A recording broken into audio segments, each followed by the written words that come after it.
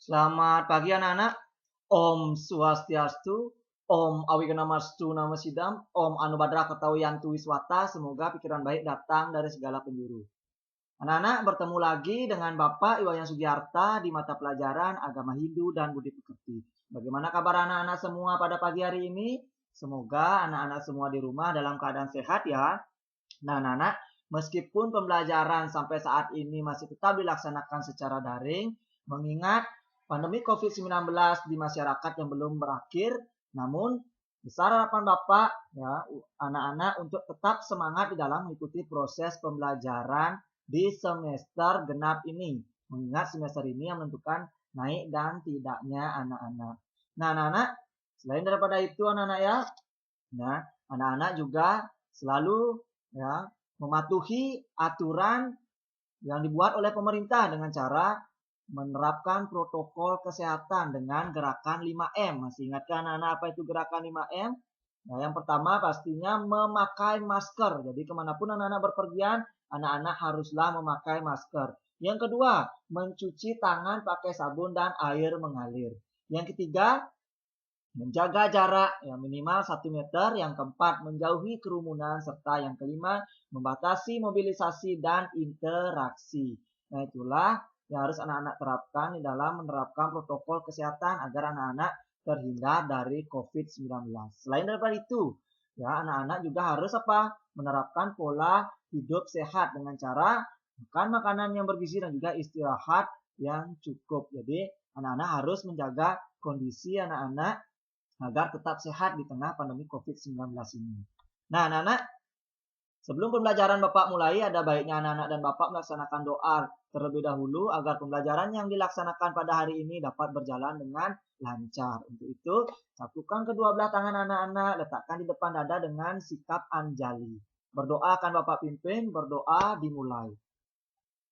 Om Saraswati Namastubhyam Waradeka Marupini Widyarambam Karisyami Sidir Bawatu Me Sada.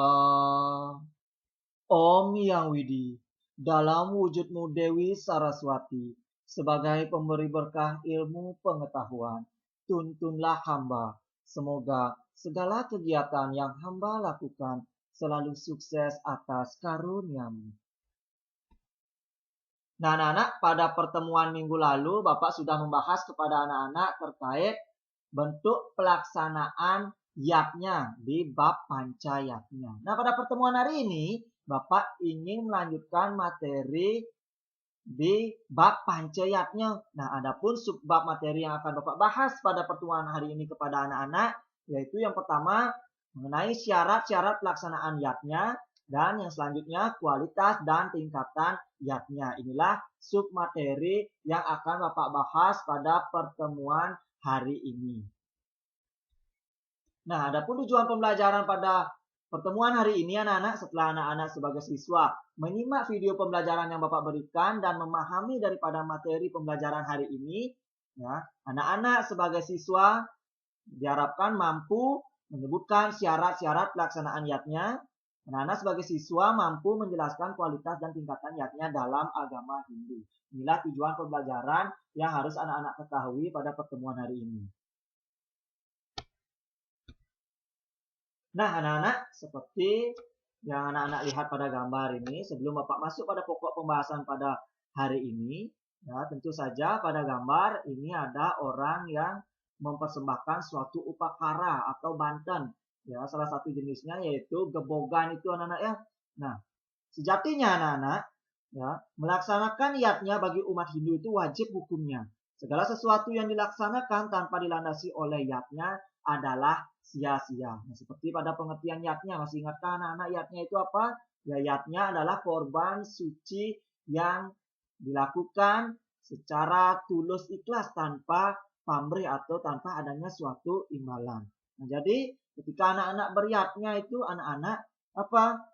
Haruslah didasarkan oleh rasa yang tulus ikhlas dan juga ya ketika anak-anak melaksanakan suatu yatnya, jadi yatnya yang baik itu ya bagaimana ya agar semua yang kita laksanakan ini dapat bermanfaat dan berkualitas di dalam kehidupan ini anak-anak.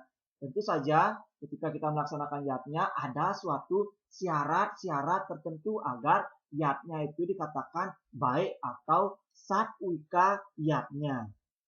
Nah, jadi ada sebuah pertanyaan, apakah syarat-syarat di dalam pelaksanaan yatnya, bagaimana yatnya bisa dikatakan berkualitas anak-anak? Nah, maka dari itu sub pembahasan pertama yaitu syarat-syarat pelaksanaan yatnya. Nah, dalam syarat-syarat pelaksanaan yatnya ya untuk mewujudkan yatnya yang satwika yatnya, ya, bahwasanya pelaksanaan yatnya yang baik itu bila mana dilakukan memenuhi syarat-syarat yang telah ditentukan berdasarkan susastra suci Hindu. Pada dasarnya yatnya tidak harus dilaksanakan secara mewah, tetapi bisa disesuaikan dengan kemampuan masing-masing. Nah, pelaksanaan yatnya yang baik apabila sudah memenuhi syarat-syarat. Nah, syarat suatu yatnya disebut berkualitas atau satwika yatnya atau yatnya yang baik ya sudah memenuhi syarat-syarat ya. Harus memenuhi syarat-syarat diantaranya yang pertama yaitu ada sastra. Nah, apa itu sastra, anak-anak? Jadi syarat yang pertama untuk menempatkan yatnya yang satwika yatnya itu ada sastra. Sastra ya. Jadi arti sastra itu yatnya harus berdasarkan Weda atau kitab suci agama Hindu. Jadi sastra juga dapat diartikan hukum yang berlaku dalam melaksanakan yatnya yang disebut yatnya widi. Nah, di dalam beryatnya haruslah dilakukan berdasarkan petunjuk-petunjuk sastra anak-anak ya. Jadi ketika anak-anak beryatnya, anak-anak harus ya, berpedoman ya, atau berdasarkan pada petunjuk-petunjuk sastra yang ada. Nah, di dalam Menawa Dharma Sastra atau kitab hukum Hindu, jadi memuat tentang sumber ajaran Hindu yaitu Sruti, Smrti, Sila, Acara, dan Atmana Stuti. Seperti ya yang dijelaskan dalam Menawa Dharma Sastra Adhyaya 2 Sloka 6 disebutkan sebagai berikut. Idanim Dharma Pramana Miyaha Wedo Kilo Dharma Mulang. Seperti sile catat widam acara caiwa sadunam atmana stutir ewaca. Terjemahannya apa? Nah, atau artinya seluruh pusaka suci Weda merupakan sumber pertama dari Dharma. Kemudian adat istiadat, lalu tingkah laku yang terpuji dari orang-orang bijak yang mendalami ajaran suci Weda, juga tata cara kehidupan orang suci dan akhirnya kepuasan pribadi. Jadi ya di dalam Menawa Dharma Sastra ini dijelaskan ya sumber-sumber hukum Hindu itu ya di dalam melaksanakan suatu ya aktivitas kehidupan di dalam beragama Hindu ada 5 anak-anak Sruti Smrti yaitu adalah Weda itu sendiri ya baik Weda Sruti maupun Weda Smrti, ada sila, ada tingkah laku yang baik anak-anak ya. Nah, jadi ada acara kebiasaan-kebiasaan yang dilakukan di masyarakat dan juga atmana stuti artinya kepuasan pribadi atau rasa puas dalam diri sendiri. Nah, jadi kembali kepada sastra ini anak-anak, jadi yatnya itu harus didasarkan pada sastra-sastra yang ada anak-anak ya. Tidak boleh kita melaksanakan yatnya itu tidak berdasarkan sastra anak-anak ya. Nah, jadi tidak boleh sembarangan. Nah, apalagi didasarkan pada keinginan diri sendiri karena mempunyai uang yang banyak. Nah, jadi baru kita mempunyai uang banyak, kita seenaknya melaksanakan yatnya itu tidak boleh. Harus berdasarkan suatu petunjuk sastra. Nah, yatnya harus juga melalui perhitungan hari baik dan buruk di dalam sastra itu anak-anaknya. Atau istilahnya ale ayuning dewasa. Jadi perhitungan baik buruk anak-anak melaksanakan suatu yatnya itu. Nah, yatnya harus berdasarkan sastra dan tradisi yang hidup dan berkembang di masyarakat. Nah, jadi anak-anak, ya, ketika anak-anak melaksanakan suatu yatnya haruslah berdasarkan sastra-sastra yang ada. Tidak boleh anak-anak sembarangan di dalam melaksanakan suatu yatnya. Apabila anak-anak ingin melaksanakan yatnya yang bersifat satwika yatnya itu. Nah, seperti ya, misalkan saja anak-anak, ya, ketika anak-anak ya, melaksanakan upacara Atma Wedana harus dilakukan setelah upacara Sawo Wedana atau setelah upacara Ngaben itu anak-anak ya. Dan terakhir barulah upacara Dewa Pitra Pratista. Nah, tetapi kalau susunan upacaranya sengaja dibalik yaitu upacara Dewa Pratista ya Dewa Pitra Pratista yang lebih didahulukan kemudian baru Sawo Wedana ya atau Ngaben dan Atma Wedana. Nah, ini tidak sesuai dengan sastra. Jadi kebalik itu anak-anaknya. Jadi tidak boleh, harus sesuai dengan aturan sastra yang ada. Dan juga harus disesuaikan dengan dresta ya yang ada di masing-masing wilayah ya. Jadi itu anak-anak ya. Nah, anak-anak perlu anak-anak ketahui ya seperti ya pada gambar yang Bapak tayangkan ini. Nah, jadi bahwasanya di tengah kehidupan perkembangan kehidupan di masyarakat ya di sini ada gambar gebogan ya pada zaman dahulu. Sedangkan gebogan pada zaman sekarang ini ya seperti pada gambar ini. Nah, ini ada gebogan tradisional dan lagi satunya yaitu gebogan modern. Nah, jadi yang mana yang benar ini anak-anak? Ya, kalau gebogan tradisional ini tentu saja sudah pasti benar. Nah, karena apa? Karena gebogan ini ya sudah sesuai dengan sastra-sastra yang berlaku ya yang dipakai sebagai acuan di dalam mempersembahkan suatu gebogan itu anak-anak ya. Jadi ketika anak-anak mempersembahkan gebogan harus juga atau upacara selain gebogan itu harus juga berdasarkan petunjuk sastra yang ada. Nah, seperti pada gebogan misalkan harus ada unsur ya pancerenggel, harus ada ya buah-buah lokal itu, harus ada unsur bunganya, harus ada unsur ya jajah uli, jajah begino dan lain sebagainya. Nah, seperti pada gambar gebogan tradisional ini lengkap itu unsur-unsurnya. Jadi gebogan ini dapat dikatakan sudah sesuai dengan sastra. Namun ya, seiring perkembangan zaman anak-anak, yang mana agama Hindu itu memiliki sifat yang fleksibel atau mudah dan cepat menyesuaikan. Jadi pada era modern atau globalisasi pada zaman ini ya seperti yang anak-anak lihat pada gambar yang Bapak tayangkan ini, ya mungkin anak-anak pernah melihat di masyarakat gebogan seperti ini. Apakah ini salah anak-anak? Ya ini tidak salah. Namun anak-anak ya asalkan harus sesuai dengan sastra yang ada ketika ya misalkan gebogan ini ada ya mempersembahkan gebogan dengan aturan yaitu ada spritnya, ada larutannya. Nah, jadi orang-orang itu berpikir apakah ide bertaruh panas dalam ya. Jadi anak ada yang berpikir seperti itu. Nah, jadi ini tidak salah anak-anak ya. Nah, akan tetapi harus berdasarkan sesuai sastra. Ketika ini tidak ada unsur-unsurnya di dalam sastra, maka haruslah diperbaiki di dalam unsur-unsur gebogan modern ini. Nah, jadi ya kita melaksanakan suatu persembahan atau yatnya itu haruslah berdasarkan sesuai sastra yang ada. Selanjutnya ya ada srada. Nah, srada dalam bahasa Sanskerta artinya keyakinan. Nah, jadi di dalam melaksanakan suatu yatnya itu ya harus dengan keyakinan. Jadi artinya pelaksanaan yatnya tidak dilakukan dengan keyakinan yang tulus bahwa apa yang digariskan oleh peraturan yang beryatnya atau yatnya ini harus diyakini kebenarannya. Nah, jadi itu berdasarkan serada anak-anak. Nah, ya, berdasarkan serada ini, jadi harus anak-anak ketahui ya pelaksanaan yatnya yang mengedepankan dengan serada ini haruslah anak-anak ya yakini bahwa anak-anak melaksanakan yatnya itu harus yakin anak-anaknya ya menegakkan keyakinan dalam melakukan upacara yatnya adalah sesuatu hal yang mutlak atau harus. Nah, jadi yatnya yang tidak membawa dampak spiritual kalau tidak dilatar belakangi oleh suatu keyakinan yang mantap maka yatnya itu apa adalah sia-sia anak-anaknya. Nah, keyakinan itulah yang menyebabkan semua simbol dalam upacara yang menjadi bermakna rohani tanpa keyakinan yang mantap.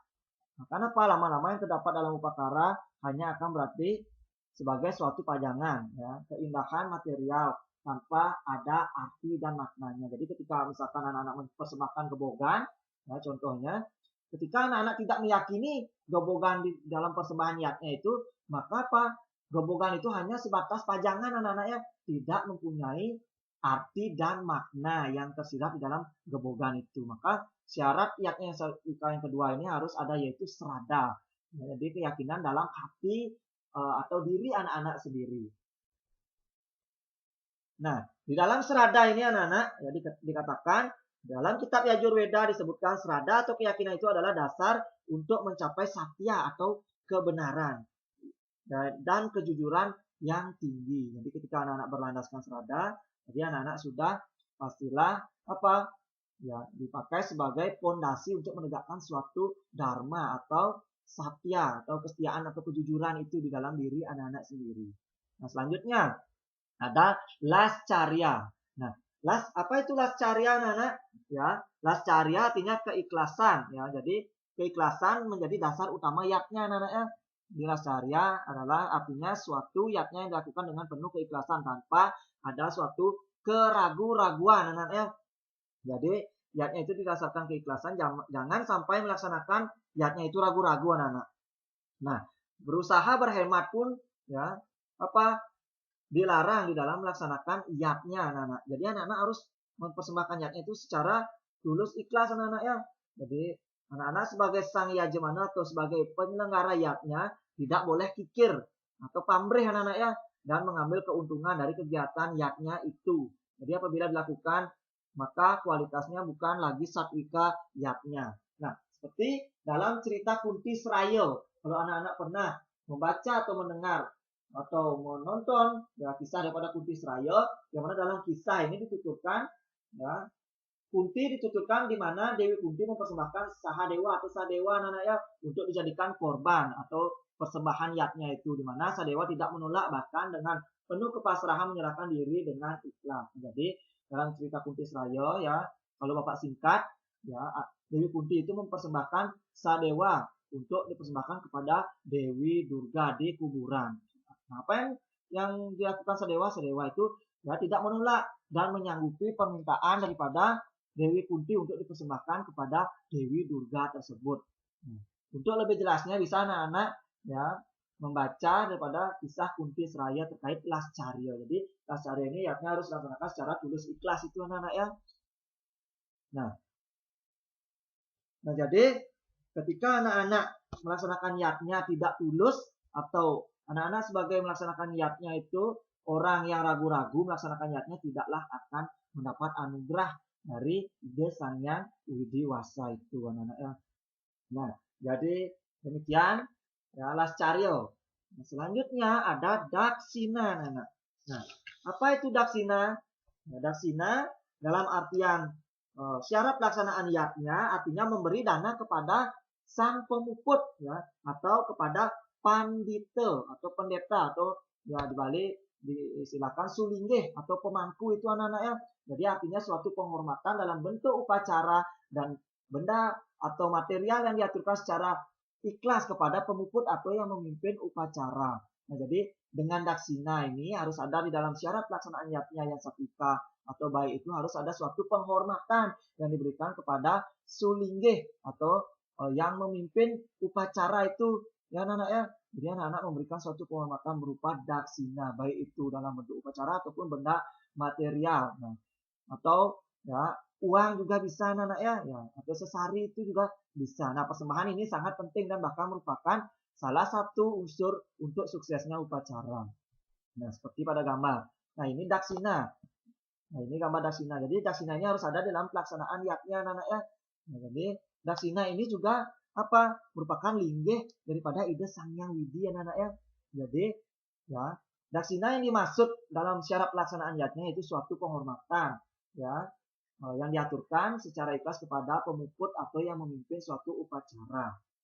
Nah, jadi terkait dengan daksina ini anak-anak ya yatnya itu juga harus menghadirkan sulinggih ya yang disesuaikan dengan besar kecilnya yatnya. Nah, kalau yatnya besar maka sebaiknya menghadirkan seorang sulinggih atau orang yang sudah mendui jati atau pandita itu. Tapi kalau yatnya kecil cukup juga dipuput dengan pemangku atau pinandita. Jadi sesuai dengan tingkatan upacaranya. Nah, dalam setiap upacara yatnya sang yajmana harus menghaturkan daksina kepada sang pemuput yatnya. Nah, daksina adalah dana uang kepada yang diberikan kepada sulinggih atau pinandita sebagai orang yang memuput yatnya itu. Nah, itu anak-anak. Jadi mengapa harus ada daksina? Nah, terkait sejarah adanya daksina ini anak-anak ya. Ya, kalau anak-anak ketahui ya di dalam Mahabharata diceritakan pentingnya daksina dalam upacara yatnya, yaitu bagaimana Sri Krishna menganjurkan Pandawa melaksanakan yatnya yang disebut Aswamedha yatnya. Jadi, ya, daksina ini di dalam kisah Mahabharata diceritakan tentang betapa pentingnya daksina dalam upacara yatnya. Nah, dikisahkan setelah perang Bharatayuda usai, Sri Krishna menganjurkan kepada Pandawa untuk menyelenggarakan upacara yatnya yang disebut Aswamedha yatnya, yaitu apa? Upacara korban kuda. Nah, yang berfungsi untuk menyucikan secara ritual dan spiritual negara Hastinapura dan Indraprastha karena dipandang letah atau kotor akibat perang besar berkecamuk atau perang Bharatayuddha itu. Nah, di samping itu rakyat Pandawa bisa diliputi rasa angkuh dan sombong akibat menang perang. Jadi singkat cerita, ya Sri Krishna itu menganjurkan bahwa harus adanya suatu Aswamedha Yagna itu anak-anaknya. Nah, jadi di bawah pimpinan Raja Dharmawangsa atau Yudhistira, Pandawa melaksanakan Aswamedha Yagna itu. Akan tetapi Sri Krishna itu berpesan anak-anak bahwa yagna itu tidak perlu dipimpin oleh pendeta agung kerajaan, tetapi cukup ya dipimpin oleh pendeta pertapa keturunan Sudha yang tinggal di tengah hutan. Jadi pendeta yang sederhana saja anak-anaknya. Nah, singkat cerita anak-anak bahwasanya ya diutuslah seorang patih untuk menemui sang pendeta. Nah, tapi apa yang dilakukan yang diperlakukan pendeta itu menolak karena ya bukan yang bersangkutan yang yang langsung terjun untuk menjemput sang pendeta. Jadi ketika melaksanakan yagna itu haruslah juga memberi penghormatan kepada sang pendeta melalui sikap ya, sikap kita mendengar ya jadi pendeta itu menolak anak-anaknya. Jadi ketika itu utusan patih daripada kerajaan itu langsung melaporkan kepada sang raja. Nah, atas kejadian ini kemudian diteruskan kepada Sri Krishna. Setelah mendengarkan laporan itu, jadi Sri Krishna itu bertanya siapa yang disuruh untuk menghadap pendeta. Nah, Dharmawangsa atau Yudhistira menjawab, yang saya tugaskan menghadap pendeta adalah patih kerajaan. Nah, Sri Krishna menjelaskan, upacara yang dilangsungkan bukanlah atas nama sang patih, tetapi atas nama sang raja. Nah, karena itu tidak pantas kalau orang lain yang memohon kepada pendeta, setidaknya permaisuri raja yang datang kepada pendeta. Nah, jadi singkat cerita anak-anak ya, jadi daksina itu memang harus ada di dalam pelaksanaan yagna. Jadi Aswamedha Yagna ini ya tidaklah berhasil tanpa adanya suatu daksina. Nah, jadi ketika tidak berhasil, jadi terhadap pertanyaan daripada Yudhistira lalu ditanyakan kenapa yagna Aswamedha Yagna ini tidak berhasil, Sri Krishna menjelaskan bahwa tampaknya tidak ada daksina untuk dipersembahkan kepada pendeta. Nah, kalau upacara agama tidak disertai dengan daksina anak-anak yang dipersembahkan atau yang diaturkan kepada pendeta atau yang memuput pelaksanaan yagna, berarti upacara itu milik sang pendeta itu ya, atau milik daripada sang pemuput yagna itu. Nah, dengan demikian yang menyelenggarakan upacara berarti gagal dalam melangsungkan suatu yagna. Nah, itulah mengapa ya daksina itu sangat penting di dalam suatu upacara. Nah, untuk suksesnya upacara, daksina ini harus ada di dalam ya suatu yagna, syarat yagna itu. Nah, jadi ketika anak-anak melaksanakan suatu yagna yang bersifat satvika itu, jadi anak-anak harus ada daksina ini. Jadi daksina itu suatu penghormatan yang diaturkan secara khusus kepada sang pemuput, baik itu berupa benda ataupun material anak-anak ya. Selanjutnya ada mantra dan gita. Nah, apa itu mantra anak-anak? Mantra adalah nyanyian pujian dalam weda atau syair yang disucikan, sedangkan gita artinya apa? Ya lagu-lagu suci untuk pemujaan anak-anak ya. Jadi antara mantra dan gita ini sangat penting dalam upacara anak-anak. Artinya apa? Setiap upacara yang berkualitas harus ada mantra dan gita. Yaitu yang diucapkan oleh umat, baik Nandita atau pemangku dan juga pendeta atau pandita atau sulingge sesuai dengan aturan yang ada. Nah itu. Nah, di dalam pelaksanaan kehidupan beragama khususnya agama Hindu di Bali, jadi ada istilah Pancagita. Nah, Pancagita ini anak-anak ya, tidaklah boleh lepas dari pelaksanaan suatu yagna yang satvika yagna itu. Nah, jadi Pancagita adalah 5 jenis suara anak-anak ya, atau bunyi yang mengiringi atau menunjang pelaksanaan yagna. Nah, Pancagita itu terdiri dari ya seperti pada gambar ini. Nah, ini ada sulingge anak-anak ya. Ya, sulingge atau pandita. Jadi, nah, Pancagita yang pertama itu terdiri dari getaran mantra anak-anak ya. Jadi getaran mantra yang diucapkan ya oleh sang sulingge itu. Nah, yang kedua, dari Pancagita itu terdiri dari ya yaitu suara genta atau yang dibunyikan oleh sulingge itu. Nah, jadi yang ketiga ya di sini ada pada gambar ini ada suara kekidungan. Jadi di dalam suatu yagna itu haruslah ada ya atau alangkah baiknya diikuti oleh kekidungan suci keagamaan itu anak-anak ya. Nah, sedangkan yang keempat ada suatu gamelan anak-anak. Jadi suara gamelan. Ini tergolong dalam pancegita. Sedangkan yang terakhir yang kelima yaitu kentongan atau kulkul. Nah, jadi ya, kelima suara pancegita ini harus ada di dalam pelaksanaan suatu yaknya itu anak-anak ya. Nah, akan tetapi hal ini juga disesuaikan dengan besar kecilnya yaknya anak-anak ya. Apabila biaya untuk melaksanakan yaknya itu tidak besar, maka suara gong atau darmagita boleh ditiadakan. Nah, kelima suara pancegita inilah yang memberikan suatu vibrasi keheningan, kesucian spiritual, serta menumbuhkan imajinasi, kreativitas, serta sebagai mahakarya yang adiluhung. Jadi antara mantra nagita ini juga harus ada di dalam pelaksanaan suatu yatnya yang satvika. Nah, selanjutnya ada nasmita. Nah, apa itu nasmita, anak-anak? Ya, nasmita artinya tidak untuk pamer, jangan sampai melaksanakan yatnya hanya untuk menunjukkan kesuksesan dan kekayaan. Nah, jadi anak-anak ya, nasmita ini nah, artinya apa? Ketika anak-anak melaksanakan suatu yatnya ya, bahwa suatu upacara agama itu atau yatnya itu hendaknya tidak dilangsungkan dengan tujuan pamer kemewahan atau pamer kekayaan ya. Jadi hendaknya dilaksanakan secara satwika yatnya itu. Jadi tidak untuk pamer. Ya, jadi kita di dalam melaksanakan kehidupan beragama itu anak-anak ya, khususnya agama Hindu melaksanakan suatu yatnya itu tidak boleh pamer. Misalkan saja sekarang ya tetangga anak-anak atau saudara anak-anak ada yang melaksanakan suatu yatnya yang besar. Nah, tetapi anak-anak juga apa? Ingin bersaing ya, dan di dalam melaksanakan suatu yatnya. Lalu anak-anak membuat juga yatnya yang lebih besar daripada yatnya yang dilaksanakan oleh saudara atau tetangga anak-anak dengan tujuan untuk pamer. Nah, itu tidak dibenarkan. Jadi ketika anak-anak melaksanakan suatu yatnya itu tidak untuk ya pamer itu anak-anak ya. Jadi bahwa ya yatnya yang dilaksanakan itu ya tidak boleh pamer intinya itu anaknya, tetapi ya bukan berarti bagi yang mampu tidak boleh menampilkan kemewahan anak-anak dan keindahan dalam pelaksanaan upacara. Nah, asalkan kemewahan dan keindahan yang dihadirkan itu tidak dilatar belakangi untuk tujuan pamer tersebut, apalagi dengan maksud menyaingi upacara yang pernah dilangsungkan oleh orang lain atau tetangga, saudara ataupun orang lain itu anak-anak ya. Jadi kemewahan dan keindahan itu hanya pantas dilangsungkan dengan tujuan untuk apa? Mengagungkan ide Sang Hyang Widiwasa, bukan untuk pamer itu.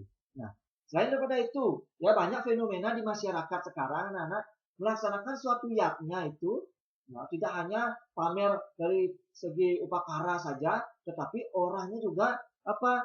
Ya, kebanyakan orang pamer anak-anak ya. Nah, seperti pada gambar ini, yang manakah yang benar? Ya pastinya yang benar yaitu gambar yang ini anaknya, ya ini cara berpakaiannya sesuai dengan etika di dalam melaksanakan suatu yatnya itu, atau melaksanakan suatu upacara yang satwika yatnya atau yatnya yang baik. Nah, sedangkan ini di gambar samping ya, tasnya harganya 4 juta di sini anak-anak ya.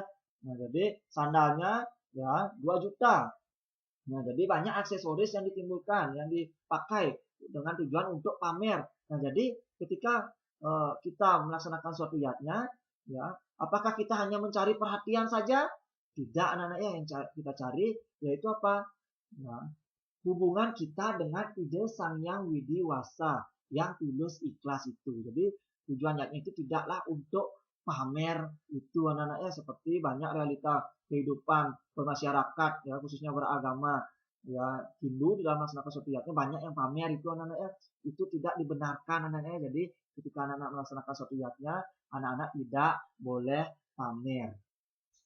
Nah, yang terakhir yaitu ada anasewa. Nah, anasewa artinya jamuan makan kepada tamu upacara atau atitiyatnya sesuai dengan kemampuan masing-masing. Nah, dalam lontar Agastya Parwo disebutkan ya, bahwa manusia yatnya ngarannya maweh apange ring kraman. Artinya apa? Manusia yatnya adalah memberi makan pada manusia atau masyarakat. Nah, jadi ya ketika anak-anak juga melaksanakan suatu yatnya, anak-anak harus menjamu para tamu yang ada anak-anak ya. Jadi kewajiban menjamu dalam kegiatan upacara agama Hindu harus disesuaikan dengan kemampuan. Jadi tidak boleh anak-anak menjamu secara berlebihan apalagi melampaui batas kemampuan sehingga harus menimbulkan atau mengambil utang piutang. Nah, jadi anak-anak berhutang demi menjamu tamu yang mewah, anak-anak harus berhutang, itu tidak dibenarkan. Jadi menjamu tamu pada saat upacara yatnya atau anak-anak melaksanakan yatnya itu harusnya disesuaikan dengan kemampuan anak-anak. Jadi yatnya dilakukan dengan memaksa kemampuan adalah yatnya yang bukan tergolong satwika yatnya atau bisa digolongkan ke dalam rajasika yatnya. Nah, mengenai rajasika yatnya akan Bapak jelaskan pada slide berikutnya nanti. Nah, seperti pada gambar ini anak-anak ya, di sini ada gambar ya, orang yang menjamu ya para tamu pada saat melaksanakan suatu upacara anak-anak ya, upacara yatnya itu. Jadi anak-anak itu wajib menjamu ya para tamu ya tanpa membedakan apa ya, nah, tanpa membedakan status sosialnya anak-anak atau kedudukan status sosialnya baik itu kaya miskin, anak-anak tetap harus memberikan pelayanan dan harus bersikap santun kepada para tamu tersebut. Nah, jadi itulah ketujuh syarat yatnya apabila anak-anak ingin melaksanakan yatnya yang atau mewujudkan yatnya yang bersifat satwika. Nah, jadi dalam Bhagavad Gita anak-anak ya, Bhagavad Gita Adhyaya 9 sloka 26 disebutkan matram puspam palam toyam yume bhaktiam parayacati tat aham bhakti uparatam asnami prayatat mana. Nah, terjemahannya apa? Siapapun yang dengan sujud bakti kepadaku, yang mempersembahkan sehelai daun, sepuntung bunga, sebiji buah-buahan, seteguk air, aku terima sebagai bakti persembahan dari orang yang berhati suci. Nah, dalam kitab Bhagavad Gita di ayat bab 9 sloka 26 ini, ya, kalau kita ulas sloka ini, bahwasanya apa anak-anak? Ketika kita sebagai sang yajemano atau orang yang melaksanakan suatu yatnya, maka dari itu kita harus melaksanakan yatnya itu berdasarkan hati yang suci atau hati yang tulus ikhlas itu anak-anak ya. Nah, selain pada itu anak-anak juga harus mengikuti syarat-syarat yatnya yang satwika. Jadi ketika anak-anak mempersembahkan ya apapun di dalam melaksanakan yatnya itu ya harus dasar tulus ikhlas. Ketika anak-anak tulus ikhlas mempersembahkan suatu yatnya kepada ide Sang Hyang Widiwasa, maka beliau pasti akan menerima ya segala bentuk yatnya yang anak-anak persembahkan itu. Nah, jadi itu mengenai syarat-syarat yatnya anak-anak. Nah, jadi selanjutnya kualitas dan tingkatan yatnya anak-anak. Jadi ketika kita berbicara mengenai kualitas dan tingkatan yatnya anak-anak, nah, jadi ya kualitas artinya tingkat baik buruknya sesuatu. Nah, jadi dalam melaksanakan suatu yatnya itu ada yatnya yang dikatakan tingkat artinya baik, ada juga yang buruk. Jadi seperti apa yang baik? Nah, pada slide berikutnya akan Bapak jelaskan. Nah, kualitas yatnya. Nah, jadi sebagai latar belakang pelaksanaan yatnya adalah triguna. Nah, triguna ini sangat mempengaruhi daripada sifat manusia itu anak-anak ya.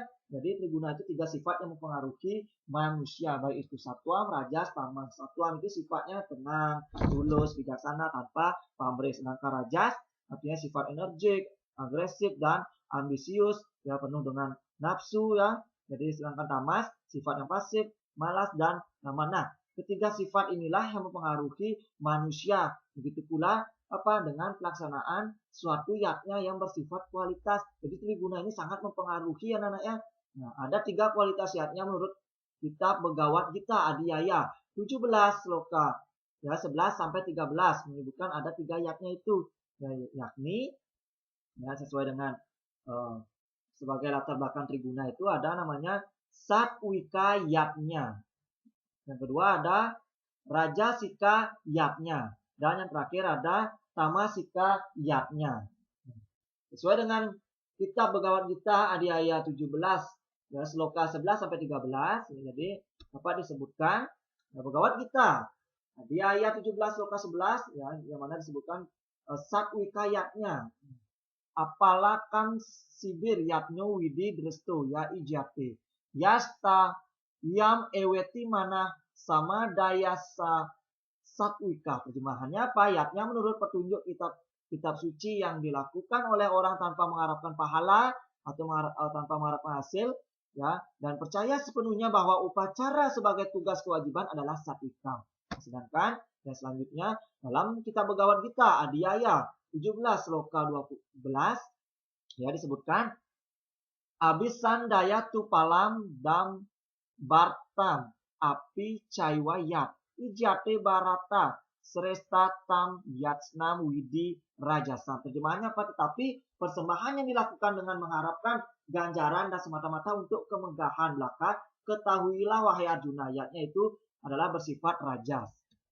Sedangkan yang ketiga yaitu tamasikayatnya dijelaskan dalam Bhagavad Gita Adhyaya ya, atau bab 17 sloka 13 disebutkan Widihinam asra srastanam mantrahinam adaksinam sradawi hitam yatsnam tamas sam ya paricaksate. Nah, terjemahannya apa? Dikatakan bahwa yatnya yang dilakukan tanpa aturan atau pertentangan, di mana makanan tidak dihidangkan, tanpa ada mantra, dan sedekah serta tanpa keyakinan dinamakan tamas. Nah, itulah ya kualitas yatnya yang ada di dalam kehidupan khususnya beragama Hindu.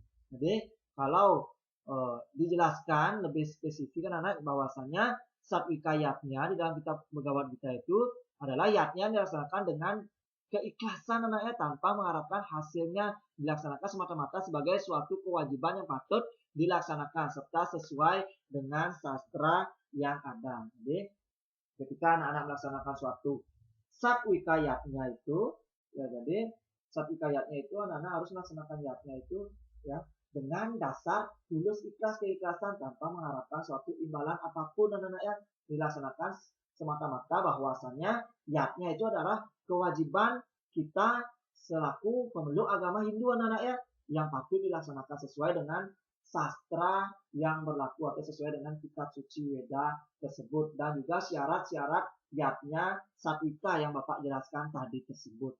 Nah, jadi itu mengenai ya satwika yatnya. Nah, selanjutnya ada rajasika yatnya. Nah, rajasika yatnya adalah yatnya yang dipersembahkan dengan motivasi untuk memamerkan kemampuan serta terikat dengan keinginan untuk memperoleh buahnya. Jadi, di dalam rajasika yatnya ini anak-anak ya, di yatnya yang dilaksanakan itu ya hanya untuk apa? Motivasi untuk memamerkan kepada orang lain karena merasa memiliki kemampuan atau uang yang banyak itu anak-anaknya. Jadi ketika anak-anak memiliki uang yang banyak, tetap anak-anak tidak boleh pamer di dalam melaksanakan suatu yatnya. Anak-anak harus tetap rendah hati anak-anaknya kepada orang lain ketika anak-anak melaksanakan suatu yatnya itu serta apa? Terikat dengan keinginan untuk apa memperoleh buahnya. Jadi rajasika yatnya ini ya yatnya itu ya dilaksanakan ya secara pamer dan juga ingin memperoleh suatu pahala dalam yatnya itu. Jadi rajasika yatnya adalah kualitas yatnya yang lebih bersifat rendah anak-anak ya. Walaupun semua persyaratan dalam satwika yatnya sudah terpenuhi, namun apabila sang yajamana atau yang menyelenggarakan yatnya ada niat untuk memperlihatkan kekayaan atau kesuksesannya atau pamer tersebut, maka nilai yatnya itu hasilnya rendah. Nah, seperti dalam ya sastra Siwa Purana ya bisa anak-anak baca itu ada buku anak-anak ya, buku paket anak-anak yang halaman 100 itu. Nah itu pesan moral dari cerita itu yang disampaikan apa? Bahwasanya janganlah melaksanakan yatnya berdasarkan niat untuk memamerkan kekayaan. Selain membuat para undangan kurang nyaman, juga nilai kualitas yatnya tersebut menjadi rendah. Jadi itulah rajasika yatnya. Sedangkan tamasika yatnya adalah yatnya yang dilaksanakan secara sembarang anak-anak ya. Jadi sembarang dimaksud ini tidak sesuai dengan ketentuan sastra, tidak ada makanan yang dibagikan kepada para tamu undangan, tidak ada mantra ya, yang diucapkan oleh sulinggi atau yang memuput yatnya ya, syair yang dinyanyikan itu juga tidak ada anak-anak ya, tidak ada daksina yang dipersembahkan kepada orang yang memuput yatnya serta tidak dilandasi dengan keyakinan dan kepercayaan di dalam diri sang yang sang yajmana atau orang yang melaksanakan yatnya tersebut. Jadi tamasika yatnya ini yaitu yatnya dilaksanakan dengan motivasi juga agar mendapatkan suatu keuntungan anak-anak ya. Jadi jangan anak-anak sekali-kali itu melaksanakan suatu yatnya hanya demi keuntungan semata. Jadi itu tidak dibenarkan. Nah, itu juga tergolong ke dalam tamasika yatnya. Nah, jadi ketika ya anak-anak melaksanakan suatu yatnya haruslah berdasarkan kualitas ya yang satwika yatnya atau yatnya yang baik itu. Nah, itulah mengenai kualitas daripada pelaksanaan yatnya. Ya, selanjutnya tingkatan yatnya. Nah, membahas mengenai tingkatan yatnya. Jadi yatnya itu ya berdasarkan suatu kuantitas anak-anak. Kuantitas itu banyaknya ya benda atau jumlah sesuatu hal. Jadi ya, tingkatan yatnya dalam hal ini didasarkan atas kecilnya upakara atau besarnya upakara yang dipersembahkan. Ya, jadi sesuai dengan tingkatan yatnya ini, ya, tingkatan yatnya dalam hal ini hanya berhubungan dengan tingkat kemampuan dari umat yang melaksanakan yatnya. Jadi ketika anak-anak melaksanakan yatnya, apakah yatnya itu sukses apabila yatnya yang anak-anak laksanakan mewah atau megah, anak-anak? Jadi ada suatu pertanyaan, apakah kita harus beryatnya yang mewah dan mahal sehingga yatnya itu ya bisa diterima oleh ide sang yang widiwasa atau digolongkan sebagai yatnya yang tingkatannya baik atau bagus anak-anak ya? Jadi jawabannya yaitu pada tingkatan yatnya ini. Jadi bagi mereka yang kurang mampu ya juga tidak dipaksakan harus beryatnya yang mewah atau mahal. Jadi tingkatan yatnya, adapun tingkatan yatnya yang dimaksud yaitu yang pertama ada kanista yatnya, madya yatnya dan juga utama yatnya. Kanista yatnya artinya yatnya dengan sarana yang sederhana atau minim. Dalam yatnya yang kecil diperlukan upakara serta banten yang kecil atau kanista. Pelaksanaan yatnya dalam tingkatan ini dapat dilaksanakan oleh orang yang memiliki penghasilan yang kecil atau rendah. Sedangkan madya yatnya adalah yatnya dengan sarana menengah atau sedang tetapi disesuaikan dengan kemampuan sang yajmana atau orang yang melaksanakan suatu yatnya. Nah, pelaksanaan yatnya pada tingkatan ini dapat dilaksanakan oleh orang yang memiliki penghasilan sedang. Sedangkan yang terakhir utama yatnya. Yatnya dilakukan dengan sarana lengkap, besar, megah, dan cenderung mewah. Biasanya dilakukan oleh orang yang memiliki ekonomi atau orang yang memiliki banyak uang anak-anak ya atau orang kaya itu. Nah, jadi apakah kita salah ya sebagai orang yang melaksanakan yatnya dalam kehidupan beragama Hindu, kita hanya melaksanakan kanista yatnya atau yatnya yang kecil itu tidak salah anak-anak ya. Jadi tingkatan yatnya dimaksud di sini, yatnya itu harus didasarkan pada ya kemampuan dari sang yajmana atau orang yang melaksanakan suatu yatnya. Ketika ya anak-anak di keluarga ya bapak ibunya tidak memiliki uang ya, jadi anak-anak cukup dengan tingkatan kanista yatnya. Apakah itu dikatakan yatnya yang baik? Ya itu baik juga anak-anak ya atas dasar tulus ikhlas. Jadi tidak mesti anak-anak melaksanakan suatu yatnya itu yang besar anak-anak ya, yang megah ya. Ketika anak-anak melaksanakan suatu yatnya yang megah besar akan tetapi kemampuan anak-anak tidak mencukupi, lalu anak-anak membuat hutang atau meminjam uang, nah itu juga tidak dibenarkan, itu salah anak-anak ya. Jadi ide sang yang widiwasa itu menerima apa yang anak-anak persembahkan, baik itu besar kecilnya suatu upakara di dalam yatnya itu. Nah, beliau akan terima atas dasar yang tulus ikhlas itu dan sesuai dengan syarat-syarat yatnya yang satvika. Jadi kanista yatnya itu tidaklah salah, itu juga benar. Jadi sesuai dengan kemampuan sang yajmana. Ketika anak-anak sedikit memiliki uang, jangan dipaksakan anak-anak harus melaksanakan yatnya yang megah anak-anaknya atau yang mewah. Misalkan saja anak-anak pergi ke pura, tidak anak-anak bisa membawa suatu pejati atau sodang karena keterbatasan kemampuan atau uang yang anak-anak miliki. Cukup dengan canang sari saja itu sudah dibenarkan dalam suatu ajaran agama. Nah, jadi ketika anak-anak mempunyai ekonomi yang sedang atau menengah, anak-anak boleh melaksanakan suatu yatnya yaitu dengan tingkatan madya yatnya. Nah, sedangkan ketika anak-anak memiliki uang yang lebih atau banyak, ya anak-anak boleh saja melaksanakan suatu yatnya yang besar atau megah. Akan tetapi tetap atas dasar tulus ikhlas tanpa ada suatu paksaan. Nah, jadi sesuai dengan kemampuan sang yajemana atau orang yang melaksanakan suatu yatnya itu. Nah, jadi ya yatnya berdasarkan kuantitas ya. Jadi baik itu kanista atau nista, madya ataupun utama itu juga dapat dibagi lagi anak-anak ya. Jadi yang pertama ada nista. Nista itu juga dibagi nistani nista. Nistani nista ini dimaksud adalah tingkatan terkecil dari yang kecil. Nah, jadi ketika anak-anak mempersembahkan yatnya yang kecil, ada lagi tingkatan yang terkecil daripada itu. Nah, sedangkan yang selanjutnya ada nistani madya. Artinya tingkatan terkecil dari yang sedang. Nah, selanjutnya nistani utama, artinya tingkatan terkecil dari yang besar. Begitu pula dengan madya, anak-anak. Madya itu dibagi menjadi 3 lagi. Ada madyaning nista, tingkatan sedang dari yang kecil. Madyaning, ya, madyaning madya, tingkatan sedang dari yang sedang. Madyaning utama adalah tingkatan sedang dari yang besar.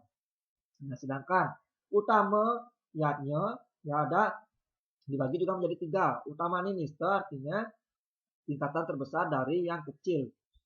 Utamaning madya artinya tingkatan terbesar dari yang sedang.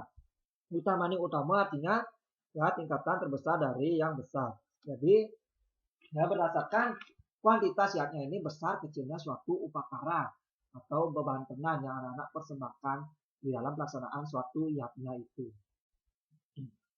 Jadi anak-anak kalau disimpulkan ya, kesimpulan materi pada hari ini, pelaksanaan yatnya merupakan kewajiban yang harus dilaksanakan oleh umat beragama Hindu. Nah, dalam melaksanakan yatnya ya haruslah mengikuti syarat-syarat tertentu agar pelaksanaan yatnya tersebut dapat dikatakan satwika yatnya atau yatnya yang baik. Nah, syarat-syarat tersebut yaitu yang pertama sastra, yang kedua srada, yang ketiga lascarya, yang keempat daksina, yang kelima mantra nangita, yang keenam nanismita, yang ketujuh anasewa. Nah, untuk melaksanakan yatnya yang satwika juga memperhatikan suatu kualitas dan tingkatan yatnya. Jadi kualitas yatnya itu yang harus anak-anak jalankan di dalam kehidupan beragama itu haruslah kualitas yang bersifat satwika yatnya itu. Nah, dan juga tingkatan yatnya. Nah, jadi ya di dalam tingkatan yatnya itu pelaksanaan yatnya itu harus disesuaikan dengan kemampuan sang yajemana atau orang yang melaksanakan suatu yatnya.